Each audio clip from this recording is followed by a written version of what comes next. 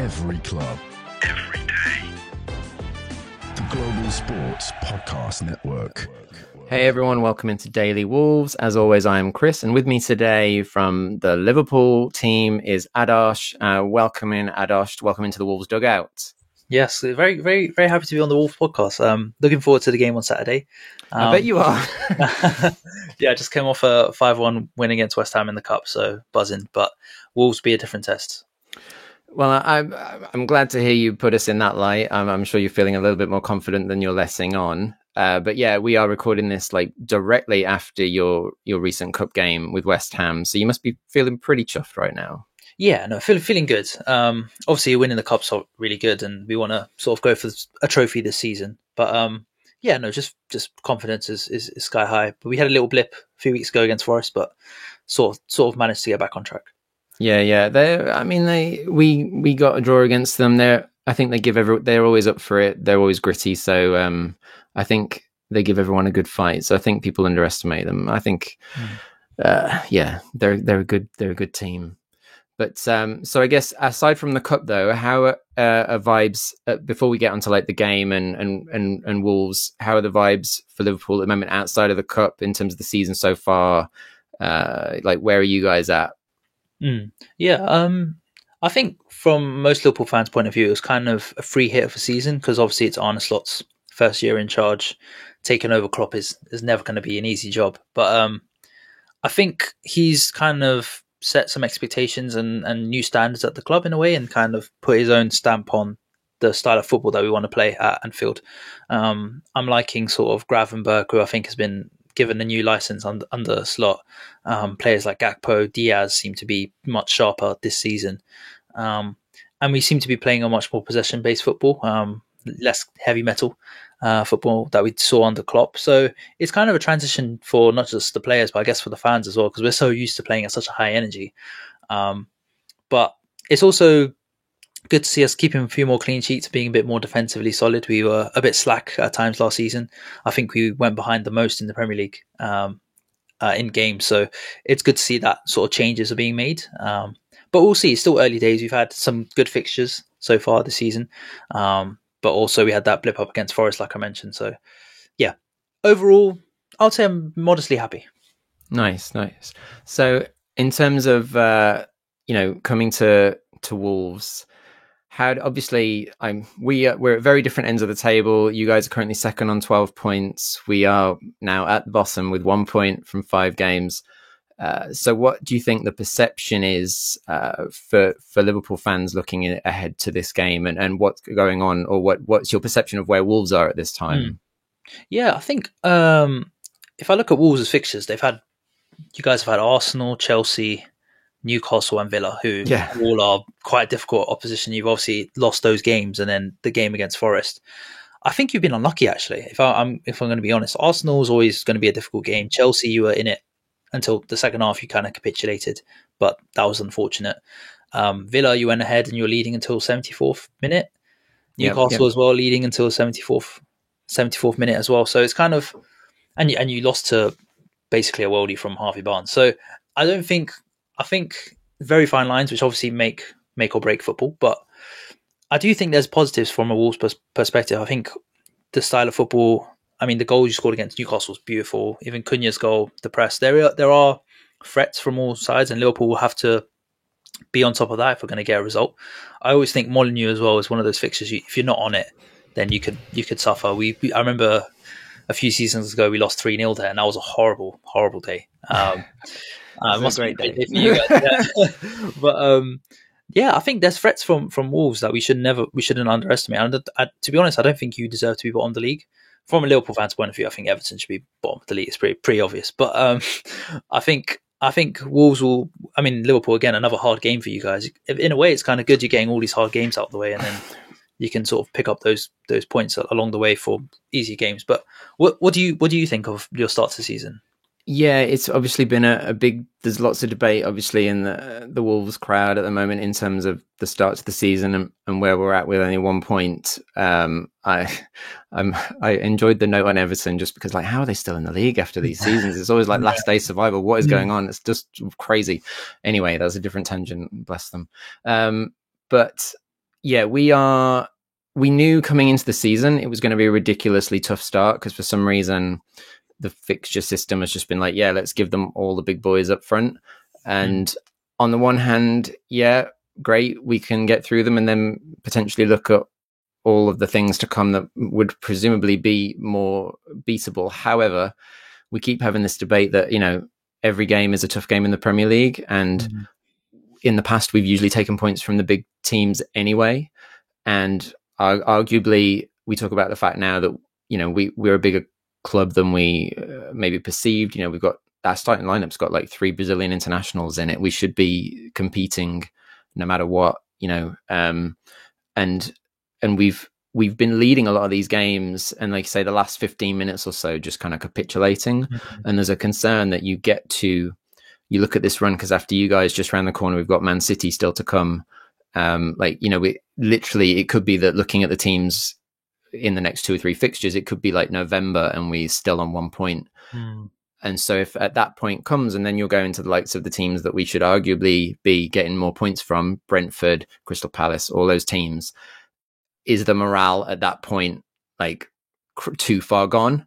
Because you can see it now when Villa equalized, despite the fact the first half we dominated that game, and then second half we came out and just kind of sat back, which is what we keep doing. We're not killing off games, we're not getting the second goal, we're just kind of sitting back second half.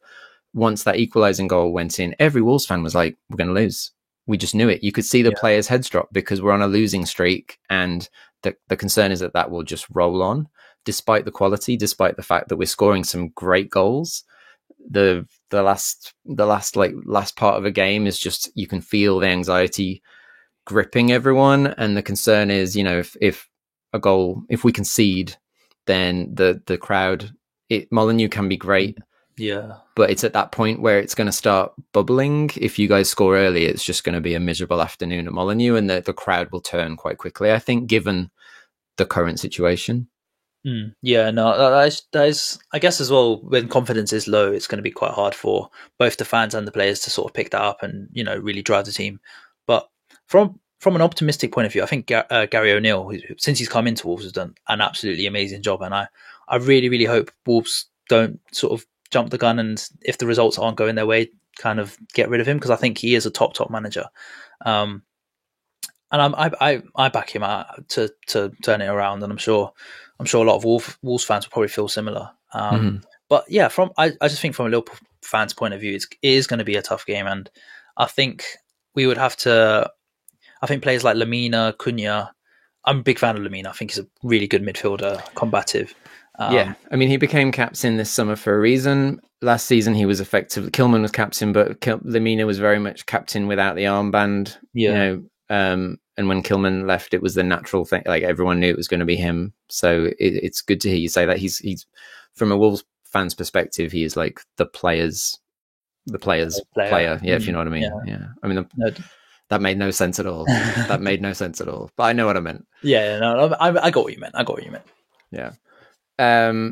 So it's going to be interesting. But before we get on to anything else, I should remind people, of course, that this podcast is part of the Global Sports Podcast Network, the only network bringing you exclusive daily news and views on your Premier League team, the Premier League, women's football and fantasy football, a unique listening experience that puts fans first, bringing you the very latest breaking news from your team. Subscribe wherever you get your podcasts and make us your first listen every day.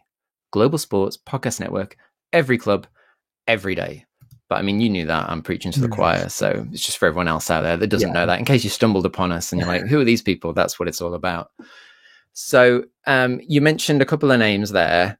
Looking ahead to the game at the weekend, in fact, looking at recent history, I mean, the last 6 matches, Wolves have only won one. I'm guessing that's going to be the 3-0 that you mentioned, because that's the most recent one that sticks in my mind. One draw, we lost 4, because, the last couple of seasons hasn't been as good. But who are the players that stand out to you as you come to Molineux? Is there certain players that, from the Wolves' perspective, that you're concerned that could be a threat to you guys? Like, where do you see the possibility for Wolves to bring a threat to you? Do you know what? and I know like obviously Wolves have had a difficult start to the season, but I think your midfield three of Gomez, Andre, the new signing, who I'm a big fan of, and Lemina will be a very, very interesting battle for our midfield three, because there's McAllister, Soboslai, and Gravenberg obviously have started the season really, really well, but our midfield is quite attacking and quite forward-thinking, whilst your midfield seems quite combative and quite dominant. And I feel like the midfield battle will be really, really interesting. I say dominant in terms of like the physical attributes of each of the midfielders. Andre, I remember watching the Newcastle game in particular. I think he made everything look so easy. He looks like he's been in the Premier League for a number of years. So really, really interested to see him play. And obviously Liverpool were linked with him for a number of seasons as well, to be that number 6 replacement. We obviously didn't get him, but yeah, I think the midfield, I'm really interested in those three. I think João Gomez and Andre in particular have very high ceilings. I think they could, really, really push on, and hopefully when they've settled in a bit, well, particularly Andre, when he's settled in a bit more, could propel you guys up the table. So I think the midfield would be where I would target. Well, I would see as the biggest threat from a Liverpool fan's point of view. But I would also say Cunha.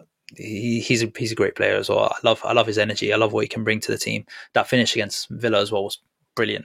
So yeah, they would be the players I would say. What about from a Liverpool point of view of players? I mean, you've got so many threats. It's kind of scary. I think from a personal perspective, I will say I'm always.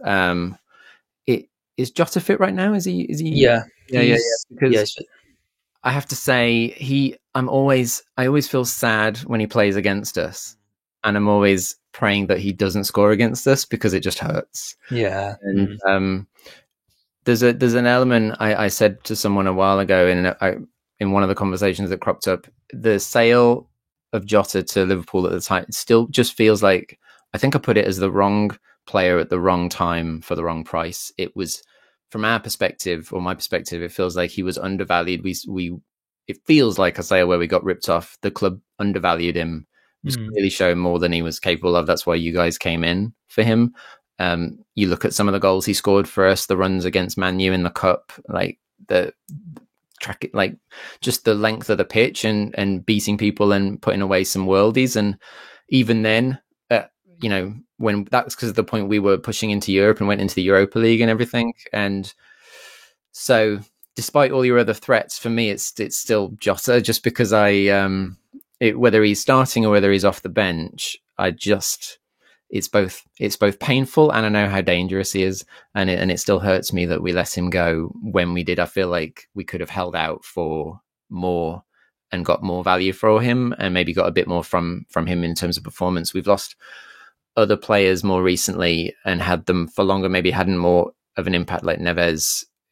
There's some players that move on and you feel that it's their time, if you get what I mean. You respect that a player moves on and you're like, okay, it's their time to go to a bigger club or for more money or whatever it is, or to play in Europe. You kind of almost salute them and be like, yep, you've done your duty, go and do your thing and show everyone else what you can do. And so fans were sad, but also understanding when Neves went, even though he went to Saudi Arabia, which no one understands.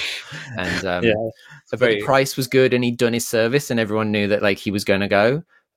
Similarly for Kilman this summer, it hurt kind of a little bit that he went, but for the money was too good, and he'd been with us since the academy essentially, so he's come through the ranks and done fantastic. But the Jota one is still like, really? Yeah, you can't really get your head around it. Yeah, it just felt too soon, and it didn't feel right. And I think one of the players we got in return was is it Hoover? And like, oh gosh, that's not worked out at all. Again. It's just no. So yeah, that's a very long-winded answer to that, but it's still painful. Still painful. Yeah, no, I think but since he's come to Liverpool, he's been unbelievable. I think he's carried that form, and I think from a lot of Liverpool fans' point of view, when he joined, we didn't really know what to expect. We thought, because at the time we had Mane, Salah, and Firmino, it was like almost impossible to break into that front three at the time. But he's just sort of ploughed away, kept going. He's probably the best finisher at the club in Liverpool. His finishing is unbelievable. He gets a chance, he finishes it. It's unlike someone like Nunes, who can snatch at chances and has been so frustrating since he's been in English football.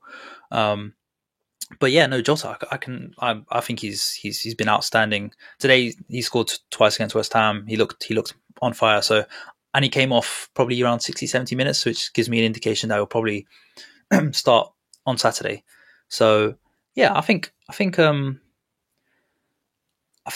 be starting on Saturday, and we'll see what happens. Yeah, I reckon so. It did make me smile a couple of seasons ago. Was it not long? I think not long after he'd probably gone to you guys. That probably more than that. Then though, that he came back and played against us, and there was a moment where he was practically through on goal, and I think he'd beaten the keeper, and Cody got on the line and like blocked the shot. It was like it was basically an open goal aside from one defender who threw himself in front.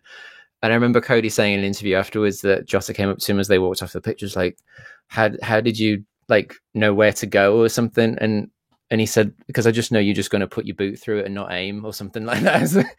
Just stood right in the line of fire. That always made me chuckle. Right. So we've spoken about some key players, and we've spoken about where you're on the table. I suppose the biggest concern from a Wolves perspective at the moment that we have is also just our defense. We've been leaking goals, as you're no doubt aware. I mean, we've conceded, what is it, like 15, 16 goals or something crazy. Like, I don't know. No, -9. We're -9. But if you count league cup games, it's even more.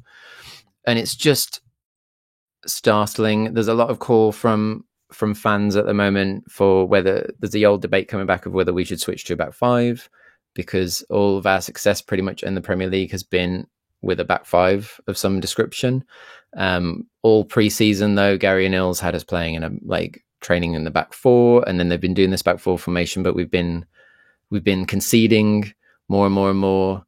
And so that, and then at the weekend we lost Mosquera to an MCL injury. Oh yeah, I did see that. Yeah, who's been even though we've been conceding goals, has been absolutely probably a starlet coming forward for us. He's been out on loan the last couple of seasons, come back, looks like he's settled in really well, and then to 5 games in get this injury when we are short of centre backs is going to be a big challenge this weekend, I think, to fill that gap. And so that's another risk for us in terms of we're going to be more open, and the back line is going to be even more unsettled.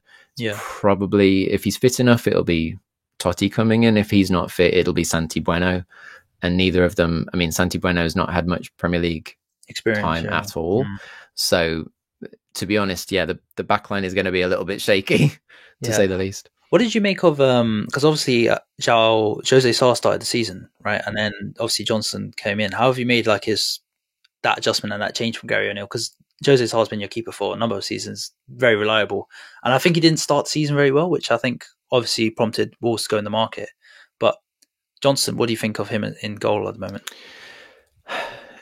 It feels like a sideways shift. It doesn't feel like there's an improvement. The debate around, there's a couple of points around it. One is that Sarr has dropped form recently, but also that they want someone who's better with the ball at their feet. Whether or not that's Sam Johnston, haven't really seen enough of him yet in a Wolves shirt to really see that there's much of an improvement there. Maybe a little bit. Maybe he's a little bit better with his feet, but I don't think it's necessarily. I mean, he's 31, and we paid like £10 million for him. It just seems there was other positions that we needed filled a lot more. Centre back, as I just mentioned, is one of them, because we knew like Kilman went, and that's like 40 million, and like, please replace the centre back. Yeah, because he was massively solid for us. But no, instead we've spent 10 million on a replacement keeper who doesn't really feel like an upgrade. Because whatever you think of Sarr, yeah, he's not great with the ball over his feet, but when he doesn't have to think, he's an incredible shot stopper. Yeah. He's saved a number of one-on-one chances that, another keeper would have just let in, not a problem. So yeah, it feels a little bit sideways. It doesn't feel like a massive improvement. But by all accounts, it seemed like he was on the verge of going. There seemed to be a plan where he was going to potentially go in the transfer window to a club maybe in Saudi Arabia or somewhere else, and they brought in Sam Johnston thinking that deal was pretty much done, that they were going to swap one out for the other, and it ended up falling through. So but they'd already signed Johnston thinking it was going to complete, and so he's stayed, and now he's on the bench. So the likelihood is in January he'll probably go. But yeah, it feels like sideways shifting and not not anything else. Yeah, okay, that makes sense. Yeah, no, I think because both keepers are very solid in my opinion. I think, yeah, you're right. There's not much difference between the two, but it would just be interesting to see like how obviously Johnson would probably be a lot more busier. Then probably Kelleher, I think, is going to be in goal for Liverpool. Alisson still a doubt. But yeah, no, I'm looking forward to the game because I think going to Molineux is actually always a tough game. It's never easy. You never guarantee 3 points. It's it's one of those stadiums like I always think of Wolves, Palace, Southampton back in the day. Well, not right now. I think they're still probably a bit off. But like those stadiums, you have to be on it. And we got Palace away actually after you guys. So it's got some tough like away games. That I feel like if you're not on your A game, you could be 1-0, 2-0 down, or maybe fighting for a draw. So yeah, I think Liverpool would have to approach that game with a proper mindset, and obviously we'll be buzzing off the victory against West Ham. So yeah. Yeah, and it does feel like, as I say, in the past, we've always done well against you guys, but at the moment you're coming at a point where, as I say, it's just a little bit shaky, and it's going to be very easy for it, if it all goes wrong quite early on and you guys take control of the game early, then I think the crowd won't be as, as scary as it can be. Because at the moment the rumblings are, there's a lot of concern. So I think you're coming at the right time probably to face us, because it is very shaky. The morale's a bit low, so it's going to be different. We're not going to maybe have some of the joyous stories to tell that we normally do of Liverpool visits, but that makes me segue nicely to remind people that if they have a story to tell that the world needs to hear, have you struggled with reaching new audiences who are engaged with your story? It might be time for you to start a podcast. Let me tell you about a platform we use here at Global Sports Podcast Network. Zencastr makes it easy to start a high-quality podcast built for growth from day one.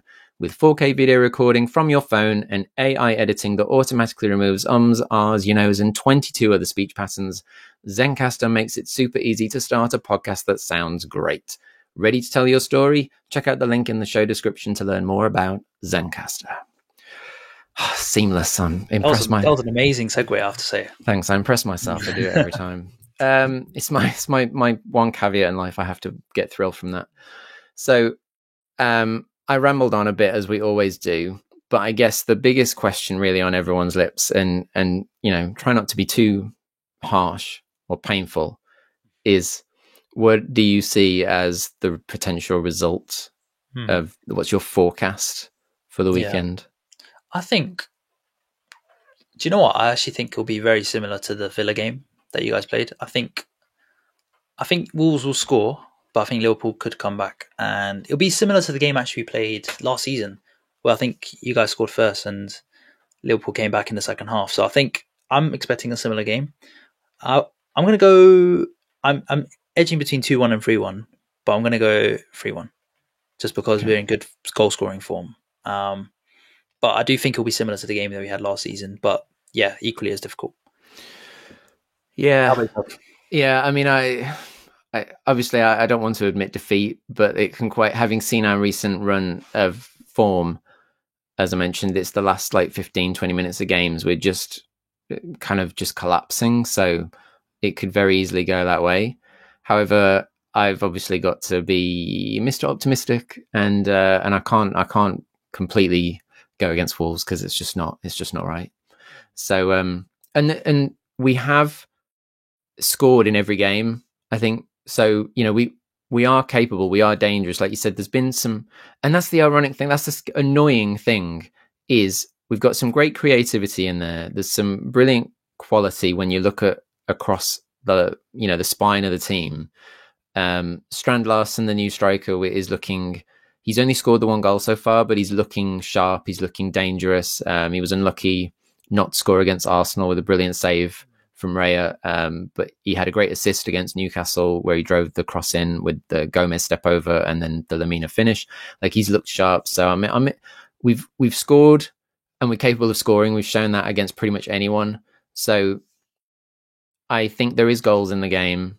We can't keep a clean sheet at the moment, especially with whoever comes in to cover Mascara. It's going to be shaky at the back. So I could see something like a 2-2 draw. because we're not going to keep you guys out. It's just not given the way they are at the moment. Back in the day, yeah, but right now, no. But I can also, I'm going to put money on that we are capable of scoring, especially at home. No, so I think so as well. I think it's you're definitely right on the creativity. I think Wolves are dangerous. I think back under Nuno, you guys were very much a threat on the counter attack, but I feel like you're in ball possession and like creating chances. Even against Newcastle, I think you should have been 2-3-0 up before Newcastle even had a chance in that game. On a separate note, I think Newcastle have been quite lucky in some of their games, and on the weekend they kind of got shown against Fulham. So I think that was a game that kind of just ran away from you. So if you have a similar game like that and you aren't taking your chances, I think Liverpool can definitely prosper. But there will be, what I will say is, from a Liverpool fan's point of view, whilst we have looked solid defensively, there's been moments that teams could have and should have scored. I'm thinking back in the United game, they had chances. Even Bournemouth were very, very solid for the opening 10-15 minutes of the game on Saturday. They had a goal ruled out for offside. So there will be chances for Wolves. It's just about if you guys take them, which is obviously my fear, because you never know what could happen.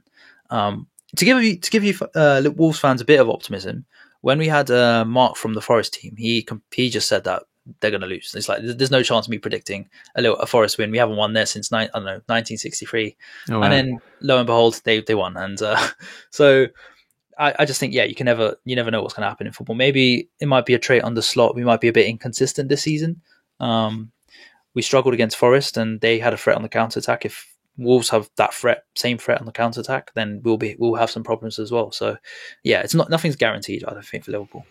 No, I mean they have on any given day, anyone can beat anyone at the end of the day. Yeah, and I do think you're right that there has been elements of luck in some of the games, whether it's great saves, whether it's hitting the post and the ball going another way. There has been moments that you just think, how have we not scored a second goal? Some of the clearances off the line have been absolutely insane. But so I have to be a little bit optimistic. I can't, I'm not going to say we're going to lose, even though I kind of think it. But I have to go with at least a score draw. I do think there's goal. I think there's definitely goals in the game. It's not going to be a dull 0-0 no matter what. And I'm sure I'm sure the innocent bystander, the neutral, is going to probably have something to enjoy one way or another. And it's interesting what you said about Newcastle, because when we had the Newcastle crossover before their game, they came on and they actually said that they thought their results were papering over the cracks because that they thought it hadn't necessarily been as clean cut as the results were showing people who weren't paying attention. So that's interesting that you said that, because they felt the same. Okay, that's interesting. I think it's just like some teams this season, at the end of the day, it's about getting points on the board and being able to stay in the league or win the title. You need to win your games, but I just think this season there's just going to be a bit of unpredictability, and some teams will just throw a bit of a curveball. For Forest, for example, I did not expect them to still remain unbeaten right now, but they're looking a complete different team to last season. So, do you know what? It's shaping up to be a really good season, I'm looking forward to the game on Saturday. But I just want all the international breaks out of the way before we can really enjoy proper football. So, it's not just I hate the international breaks. There's too many of them. It just feels like every time you just start to get into a run of, whether it's a run of form, good or bad, or whatever it is, or you're just starting to build on things, or get excited and be like, there's a game this weekend. It's like, no, it's another international break, and the next one's just around the corner. There's no chance to build on it. And for us, it's even worse. If you're on a losing streak, you're like, come on, you've just got to wait for another week or two to have any chance to put more points on the board. It's just draining. It hurts morale even more. Does anyone, half these games aren't watched? I don't watch I didn't watch the last international break. So no, I mean, when I was growing up, I'm just going to segue now. When I was growing up, I'm everyone who listens to the Wolves podcast knows that I'm a child of the 80s, and it was much more difficult to watch football growing up when it was live, and internationals were special. The chance to watch an international game, an England game, was usually only in tournaments. They were very much often some of the only things that were televised. And even then, some of the games, that might be because you didn't necessarily get to watch loads of Premier League or top league, first division football at that point. It would only be highlights on Match of the Day and stuff. Some of those players, I'd only ever see them play in an England shirt. I didn't necessarily get to see them week in, week out, because they weren't on TV all the time. Yeah. So you would tune in more because you're like, I get to see those players actually play when I don't normally get to see them. So some of my only memories of whether it's Gaza or Lineker or anyone else are playing for England, because I didn't necessarily get to watch them televised week in, week out, because you just get little tidbits. They were sacred. An England match was special because you'd only see them every once in a while, and you'd only really get them televised for a lot of the big events. And now it's just like they're 10, like 5 a dozen. It's just there's too many, and especially the Nations League. I mean, it's just another. I mean, we've spoken about this a lot on the Liverpool podcast. Like just the Nations League, the Club World Cup. That's going to be at the end of this season. I think it's just that it's a bit chaotic in terms of what the footballing world's doing. The new Champions League format as well, but.